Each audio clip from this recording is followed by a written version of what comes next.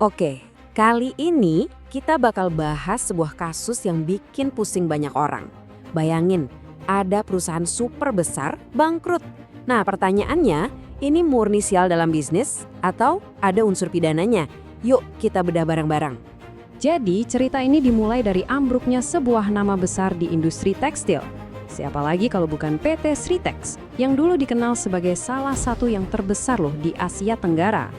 Nah, lihat angka ini. 692 miliar rupiah. Itu bukan angka sembarangan loh.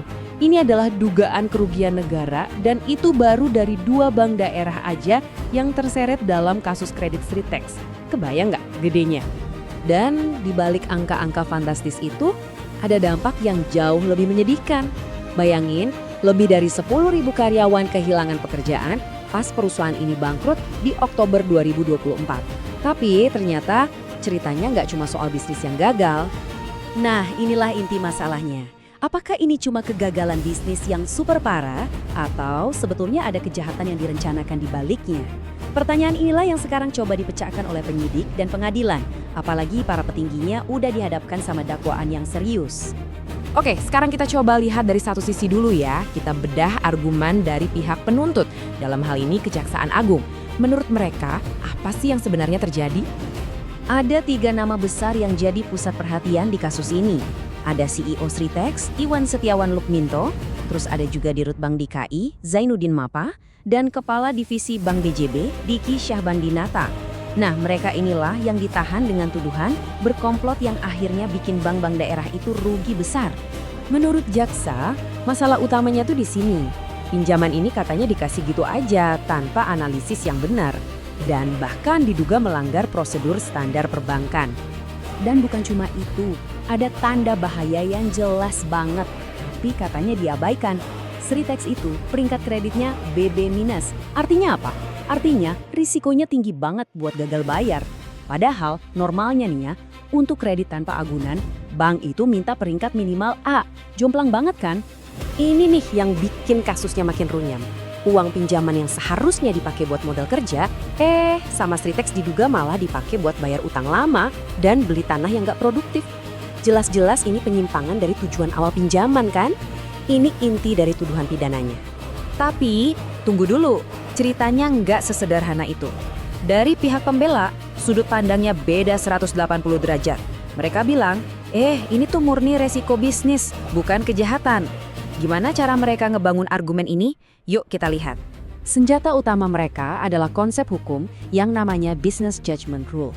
Gampangnya gini, prinsip ini melindungi direksi dari tuntutan hukum atas keputusan bisnis mereka, selama keputusan itu diambil dengan niat baik dan hati-hati meskipun pada akhirnya rugi.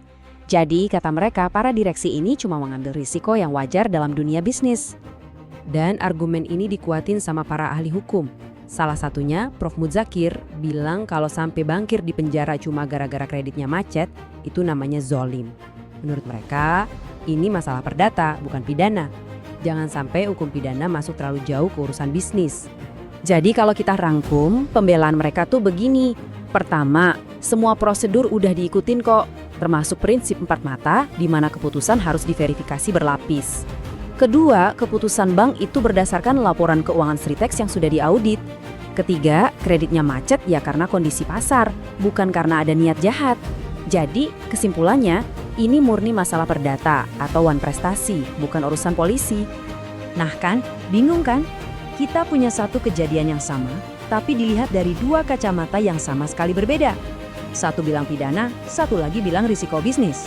Gimana ceritanya bisa begini? Coba kita lihat perbandingannya. Buat jaksa, kredit macet itu ya kerugian negara akibat tindakan ilegal. Ada niat jahat atau mens reanya. Ini jelas ranah pidana.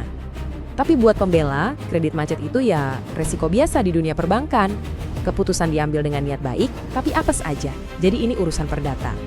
Soal prosedur juga beda, yang satu bilang diabaikan, yang satu bilang diikuti dengan cermat. Bener-bener 2 dunia yang berbeda. Masalahnya, kasus ini dampaknya bukan cuma buat Sritex atau bank yang terlibat. Putusannya nanti bisa punya efek domino yang luar biasa ke seluruh perekonomian kita. Kenapa begitu? Ya, karena seperti kata Prof. Mudakir lagi, kalau setiap kredit macet dianggap korupsi, bankir bakal jadi takut setengah mati buat kasih pinjaman. Kalau bank nggak mau kasih kredit, gimana bisnis-bisnis lain mau tumbuh? Ekonomi bisa macet total. Nah, ini gambarannya. Semakin tinggi ketakutan bankir buat dipidanakan, semakin rendah ketersediaan kredit untuk usaha. Ini bisa jadi efek mengerikan yang ditakutkan banyak orang. Roda ekonomi bisa melambat gara-gara ini. Sampai saat ini, persidangan kasus Ritex ini masih berjalan. Dan semua mata tertuju ke sana. Karena putusan akhirnya nanti bukan cuma putusan biasa, tapi bakal jadi tonggak sejarah. Kenapa? Karena putusan pengadilan nanti akan jadi presiden. Ibaratnya jadi aturan main baru yang menentukan di mana sih batas antara kegagalan bisnis dan kejahatan finansial di Indonesia. Ini sinyal yang sangat kuat buat dunia usaha dan perbankan. Pada akhirnya, kasus ini membawa kita ke sebuah pertanyaan yang fundamental. Dan jawabannya nggak gampang. Di mana kita harus menarik garisnya? Di satu sisi, kita harus melindungi uang negara, tapi di sisi lain, ekonomi butuh pengambilan risiko supaya bisa tumbuh. Menemukan keseimbangan di antara keduanya, itulah tantangan terbesarnya. Gimana menurut Anda?